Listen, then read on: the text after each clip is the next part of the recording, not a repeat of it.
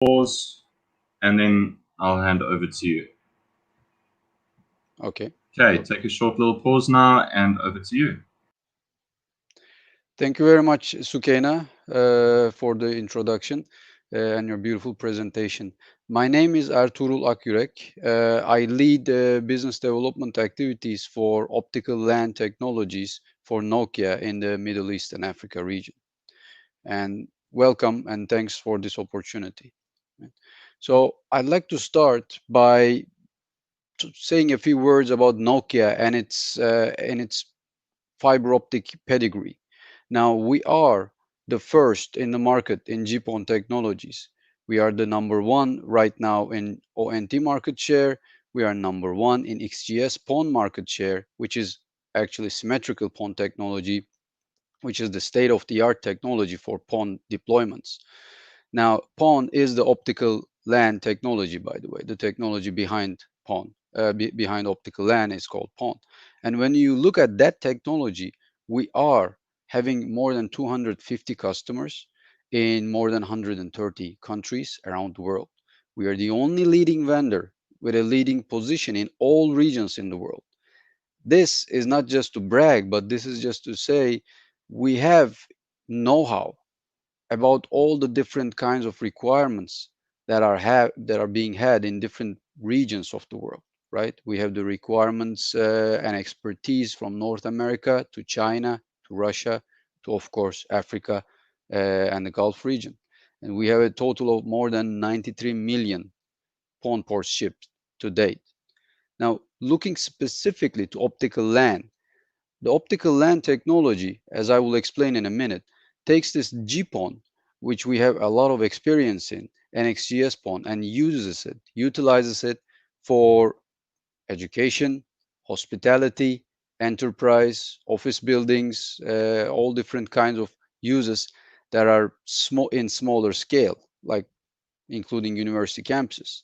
You can see that we have a lot of references in many countries in many fields.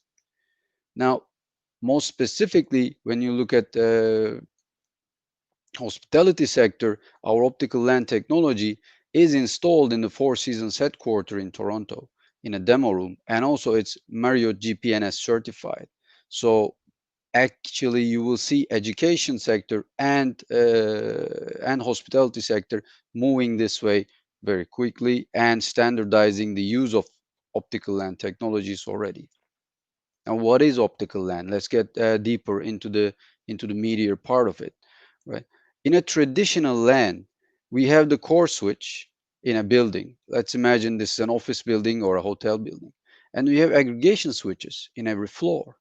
These aggregation switches need to be in every floor because we are serving Ethernet from these switches, and the Ethernet can only go as far as 100 meters maximum, right? So you can be at most 100 meters away from your endpoint, be it an IP telephone, be it a Wi-Fi access point, CCTV camera, whatever it is, be it a server, be it a laptop, you cannot be more than 100 meters away with an active switch, right? And also, there is a lot of active components in every floor now that you need to manage. You need to power all these active components in every floor. And also you need to have space for them because these aggregation switches, they're loud and you cannot just hide them anywhere. Now, optical LAN actually, by utilizing passive components, fixes all these problems. In optical LAN, there's only one active switch that's replacing the core switch and replacing even the aggregation switches. Uh, in case of aggregation switches, now we start using passive splitters, which are truly passive. It's not just a name or it's not just a way of speaking. No, they are literally just light prisms. They just break the light. They don't require any power. They don't break down. Even in the Gulf region, in the desert, these splitters are installed in street cabinets without any cooling or any power, and they run, run, and run. Because they're passive, they don't have any moving parts, they don't fail. And because they're passive, you don't maintain and power them, and they can be very, very small, and they are lightweight, so they can be installed in the elevated ceilings. Now this gives The optical LAN many edges. Optical LAN has less equipment, less floor space, requires less floor space, less power consumptions as we don't have aggregation switches anymore, much less cables, and much easier maintenance because the active part, as I said, is the only optical LAN OLT. The passive splitters, they don't require any maintenance. So forget about the maintenance of the aggregation switches. Forget about sending technicians to different floors anymore just to maintain and check the conditions of these aggregation switches. The upgrades are much more cost efficient because you don't need to upgrade the cables at all. The fiber cable, once it's deployed, it's going to be there for 100 years. So the upgrades are also much more easier. And in the future also, it becomes a future-proof cabling solution. The cabling part, even if the technology moves on, only the SFPs and the active components in both ends of the cable will change. You will not have to pull cables like we had to do in Cat5 cables, right? And the reliability is carrier grade because this technology, as I mentioned, is deployed at 93 million ports around the world just by Nokia. Globally, it's much more than that, of course. And when you look at it, just imagine how many times technicians are being sent by telecom operators to street cabinets or to your home. When you deploy GPON, when you're a GPON subscriber, you know that the technician visits your house only once, turns it on, and you never see him again. That's the experience, and that needs to be because carriers, they have many subscribers, they don't want to send technicians. The reliability is already built in, and the security is military grade, meaning GPON technology by default on layer 1, the signal itself is AES encrypted. Not, I'm not talking about HTTPS encryption on top of that. You can add any type of encryption, but the layer 1 signal itself is even encrypted in GPON. Right? Now, here is what the solution components really look like with real photos, right? Now, as I mentioned, the passive splitter is really a passive item. You can see it has many fiber optic ports, but just fiber optic ports, no power ports. You can easily hide this in an elevated ceiling or inside a wall. The central switch, which can be, by the way, up to 20 kilometers away from a GPON terminal equipment, from the port itself, from the Ethernet port itself, can be located in a telecom room or in a single building serving an entire university campus. Entire airport can be served with just one, and for the sake of redundancy, two OLTs, but from a central location. You don't need to have many aggregation switches, even though an airport is a huge place. And we do have implementations in airports like that, actually. So design and cabling design becomes a non-problem anymore. You don't need to think in terms of 100-meter intervals anymore. You think in kilometers now. And the central switch is all card based, so you can increase the capacity, upgrade it very easily. Everything in that central switch, in that OLT, is fully redundant. The power supply is redundant. The switching matrix is entirely redundant. So it looks like one box, but it's actually like two core switches working in full redundancy mode. And it's in active redundancy mode as well. So if one of the switching matrices, one of the switching cards fail, or if one of the uplink ports fail, there's no packet drop because two switching cards, two uplink cards, they share the entire memory, the entire traffic. If one of them fails, the other one takes over the traffic without any interruption. So your only risk is actually not a risk. We're talking carrier grade reliability. And everything here is redundant, including the power supplies. The optical splitters, they're passive, they don't fail. Now, when it comes to the end devices, okay, you cannot connect an optical port to a laptop, right? You need an Ethernet port in the end. And that's where the ONT comes in, GPON terminal equipment. And the GPON terminal equipment is also a very passive device. It is powered up, it's active, but it's passive in the sense that you never SSH into it, you never connect directly to it. It's completely subservient to the OLT central switch. It's completely dominated, configured by that equipment. And if and when GPON ONT terminal equipment fails, which is very rare, by the way, because it doesn't have moving parts, and it's usually in a hidden location inside a, let's say, a hotel room or a classroom. But if it fails, technician only needs to replace it with a new one. There's no need to do an upgrade on it.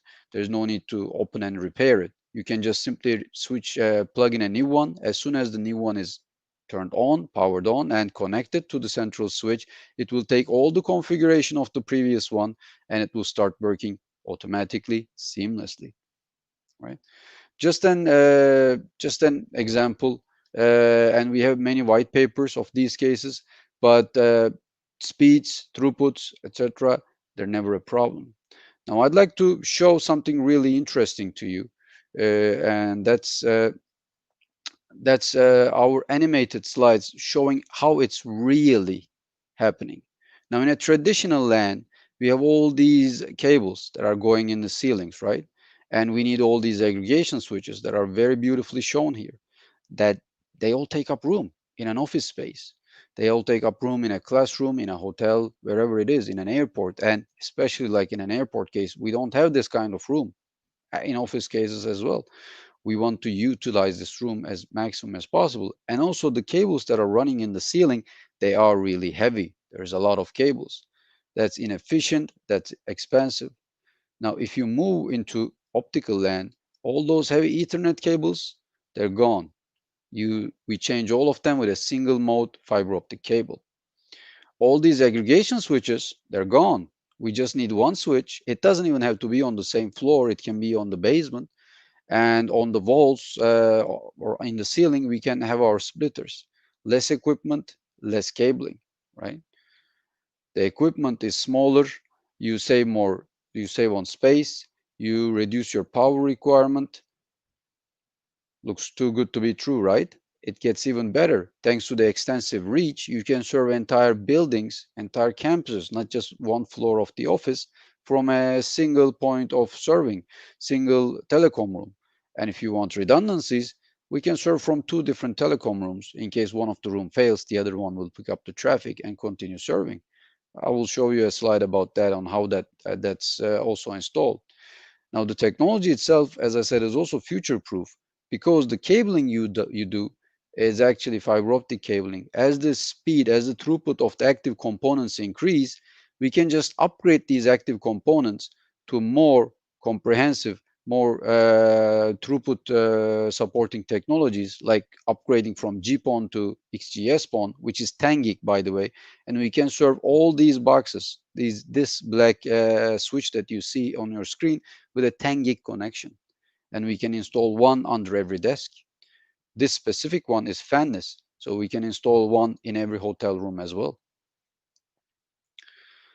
And from the same network, we can serve CCTV cameras, we can serve smart gates, everything, just by separating them in different VLANs.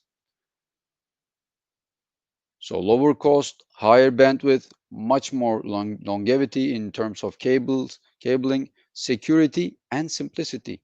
We're talking about having one network for everything, right? I just showed you about the cables. This slide I really love. It shows how small the single mode fibers are compared to traditional copper cabling.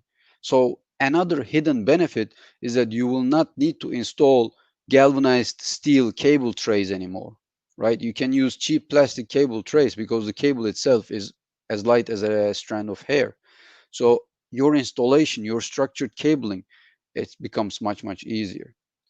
Now, this is just a use case study that we have done. In this case, we're talking about a traditional office with a traditional LAN with six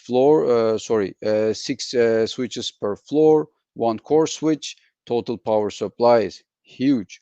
And it takes up floor space, 5 square meters. And we need an IT room, we need an enclosure for these aggregation switches in that floor. If we switch that up with an optical LAN solution, the power requirement decreases a lot, and the only component is a passive splitter, and we can easily mount it in the wall or in the ceiling. So we save, in this case, 40% on power consumption and more than 90% on equipment floor space.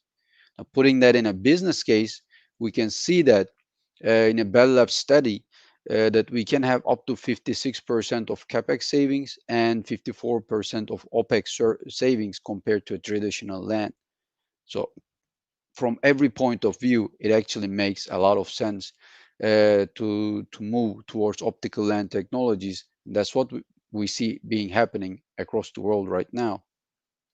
Now, I'll skip through the next slides very quickly because these are specifically about products for people who might be interested, like thinking, okay, you're talking that there, you have a small device. What kind of alternatives that you can give me in terms of switches, in terms of the end devices, the ONTs, as we call them, the GPON terminal devices.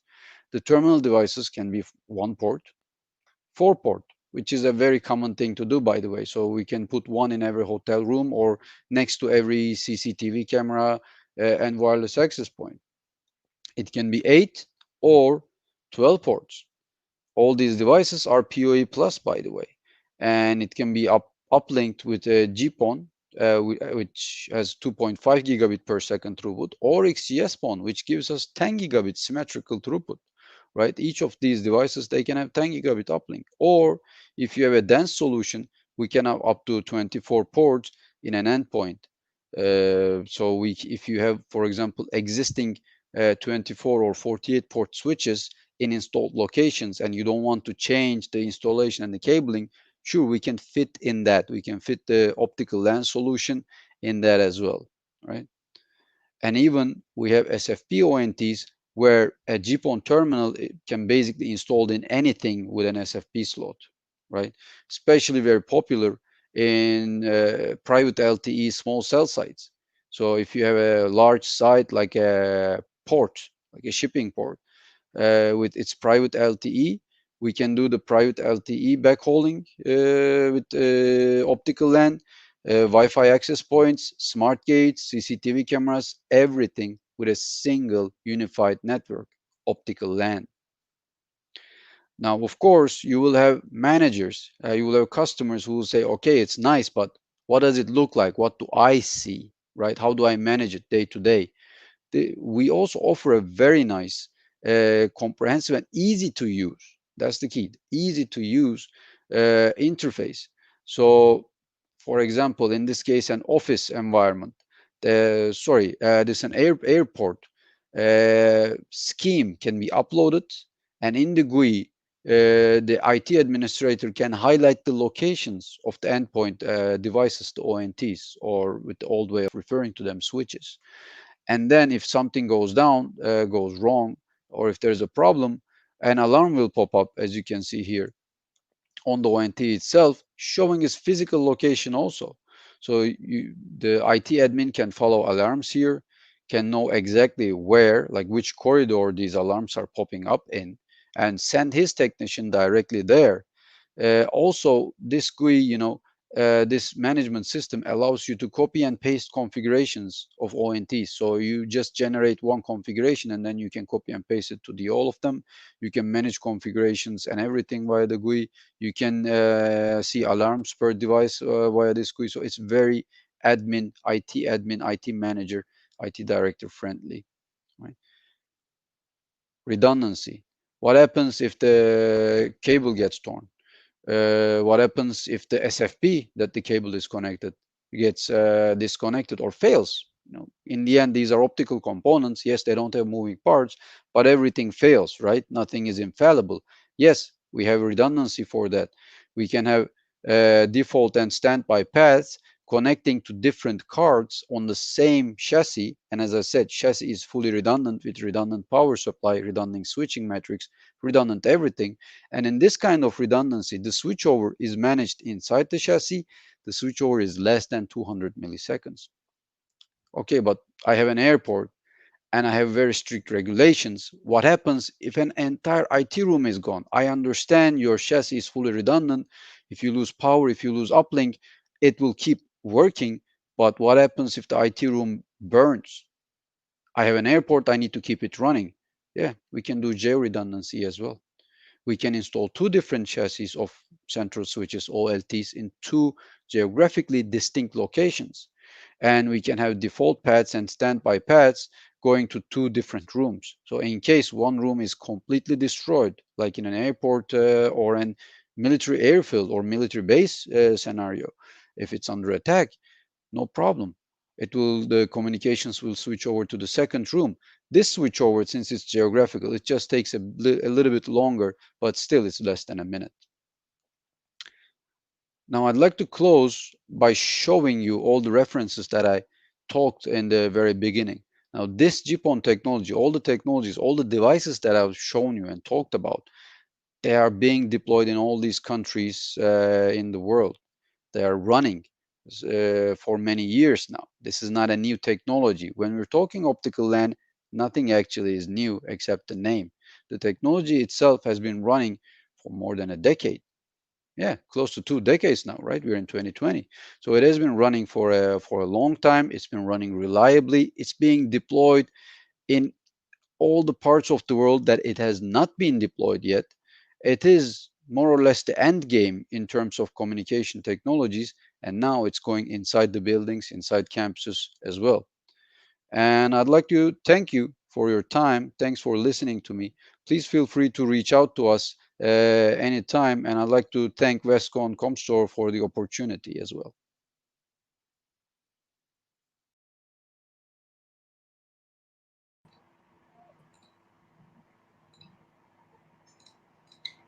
Sorry, just a quick little note. Did you still have to mention the quiz? Ah, shit. Okay, so just do your little thank you note and add the quiz. I'm just going to remove everybody else to the back quick. Yeah. Okay, So I'd over like to to you. thank you.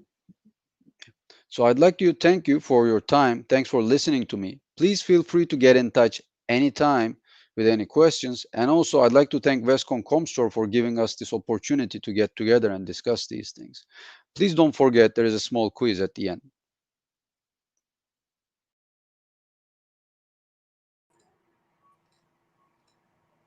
Awesome. I think that was perfect. Yeah, that's nice. That's pretty cool. All right. Yeah. So Thank you. just one note: you don't need to mention the quiz. Yeah, because you will be passing to Arthur Growth, so you don't need to mention the quiz. So you just have to thank Westcon and the audience. Yes, you have to thank Vescan and the audience, and then you need to, when you're done with the presentation, you need to introduce the girl. Yeah, hand over. You don't have a mic. You're muted currently. I'm on mute, guys. So now, yes, sure. I will not mention the quiz. I will hand over to Artugul, but let me find a way to share my slides. Okay, Alex. Yes, yes. Okay, so I You believe guys it's. still need me or can I jump off? I think we're good with you. Thank you so much. Your presentation was very, very interesting. Thank you. Thanks, Artugul.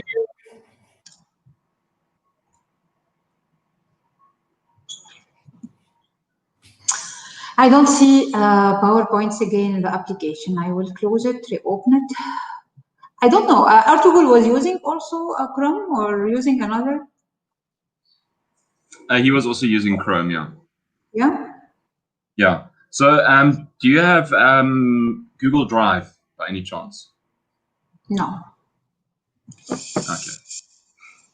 No, 1 second. This one again. And you need your notes for your presentation. Yes, if you don't mind, otherwise I will do it without, but you will see my entire screen. It means if someone will ping me on Teams, whatever, you will see it. It's not very nice, no? Then it's better to close your Teams or the other applications that are open that may interrupt you. Yes, Yes. please. Yeah. That would be better. Let me see. And today is holiday. I don't think someone will pop in, Soukaina. So it would No, be. no, my dear, no, my dear. We don't have holidays. I don't know in which company you are working, but in our case, we don't have. Yeah, I need just to reconnect. I will try to give it one last Sure. chance. But better we close the other application.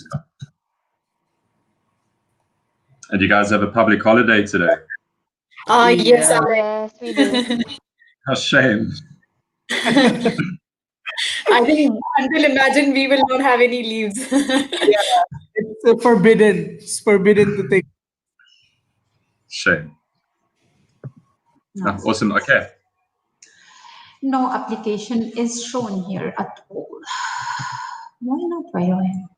Because it's Microsoft, Google doesn't recognize it. No. So I've never experienced the problem where. And you said you don't have another second screen available. Am I right? No, at the moment, no. I can have it another time. But when Afif is doing his recording,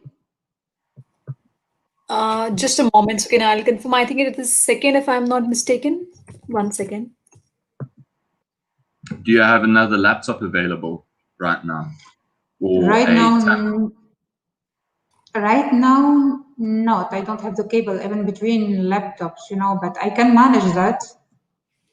And Yeah, I'm thinking if I can do it with Afif anyway. When is the session? Let me check first of all. It will be at least I will be coming after Afif, yeah? Our first session is on the 3rd of November, but I don't know if we have other slots available. 3rd of November, when? His recording is from 11 to 12, but He has just 10 minutes to speak, no? Yeah. And then we've got another recording and another recording and another recording on the 3rd.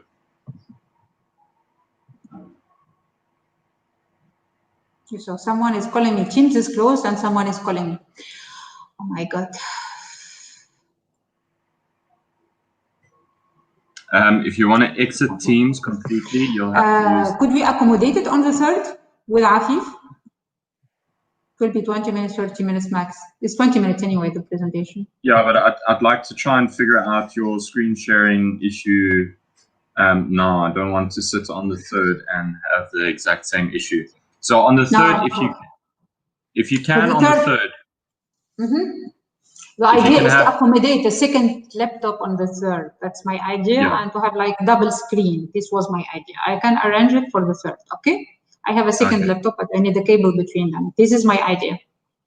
Yeah, so either if you have a second display or you have two laptops, so one you can run the presentation on and share the presentation, and the other one is just so you can interact with your slides directly.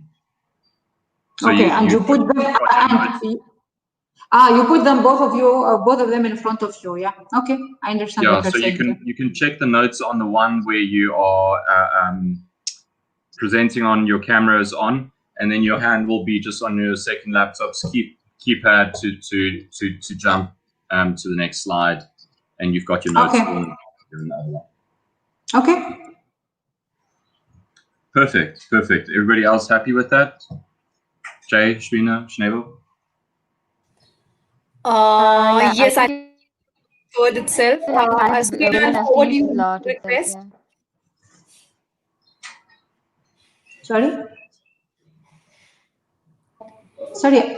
What was it, guys? We are okay? Snable, Shrina?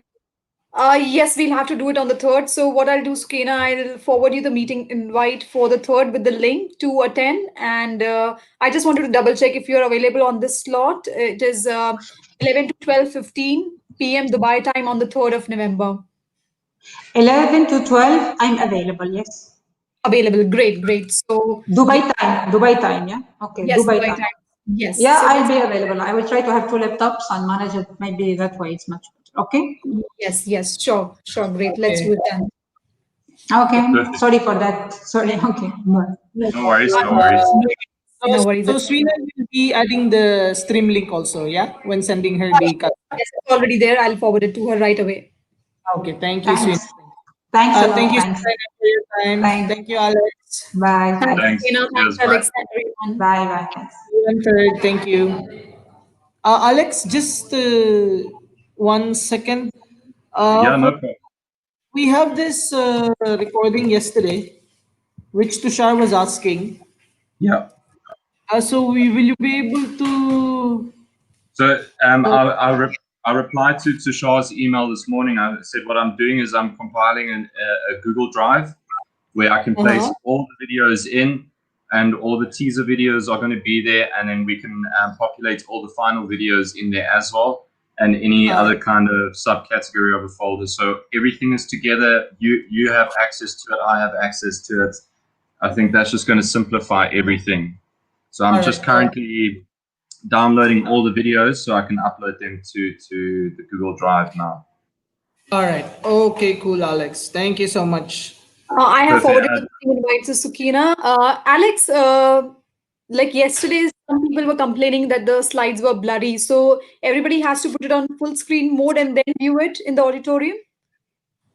Yeah, so it gets a little bit tricky in the auditorium section because so Vimeo, what it does is it will auto throttle your resolution setting depending on your bandwidth. So if you want, you can force the higher resolution on that. So that's from the audience perspective. The same thing, a similar thing happens in StreamYard, because StreamYard is an online application that we utilize, just so that the recording carries on if anything happens to our end. Is if your bandwidth is being consumed, StreamYard's quality will drop. So if you just watching the stream, for instance, then you'll see that the presentation might start pixelizing, and the presenter's video might be pixelizing and things like that. But it's all dependent on the presenter's internet connection and his presentation and things like that, how that gets broadcast to StreamYard. So what you see is not always or necessarily what the final video is going to be. So that's why one always has to double check that everybody else is experiencing the same issue with audio, video, or presentation quality. Can this be done by default? Some setting can we do by default that it doesn't appear that way, or the resolution is automatically taken? Because majority of people had blurry screen. Okay, I'll see if we can set it to force its highest resolution.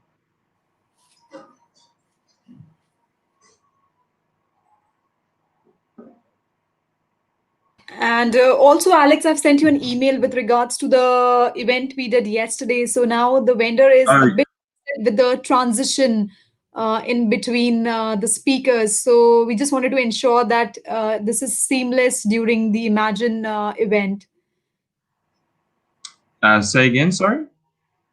So the vendor had mentioned that the transition in between the presenters was not very seamless. So we'll have to work it out so that it doesn't, happen on the event, Imagine event duration. Yes. So what we'll do is so basically, if I'm just going to give you an example quick. Just share my other screen. Sure. So obviously the biggest problem is when somebody's presenting and they're busy presenting and then they want to hand over to somebody else, but now we don't have a recording with them actually having somebody else popping into screen and then removing me now kind of thing. What we'd have to do is actually, that's why I remove everybody from screen, and then we'll have to leave it on that background screen for a few seconds before we pop the next person on. Yeah, we'll need that time, yes, so that it is more smooth. And also, the thing with regards to yesterday's event, Alex, was with regards to the puzzle prize. We announced. Yes, I will show you the problem there quickly. It is something that we do if somebody doesn't enter their name. So I assume he actually went in afterwards and changed his name. Just give me 1 second and I'll show you what it was.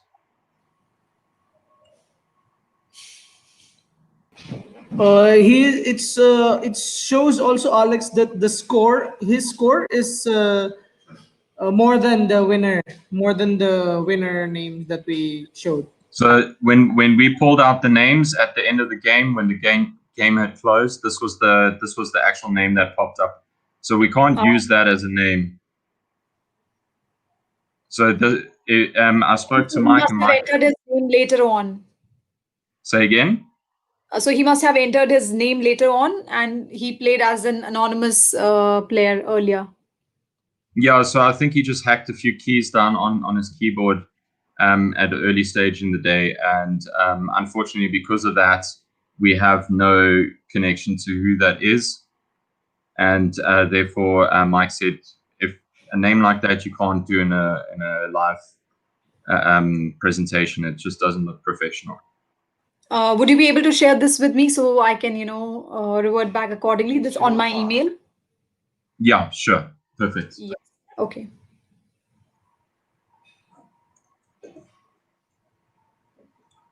Awesome.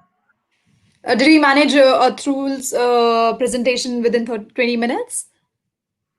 Yes, so he did it in 21 minutes and 30 seconds. Okay, that's fine. He wrapped up in 20, so he ended up in 21 something.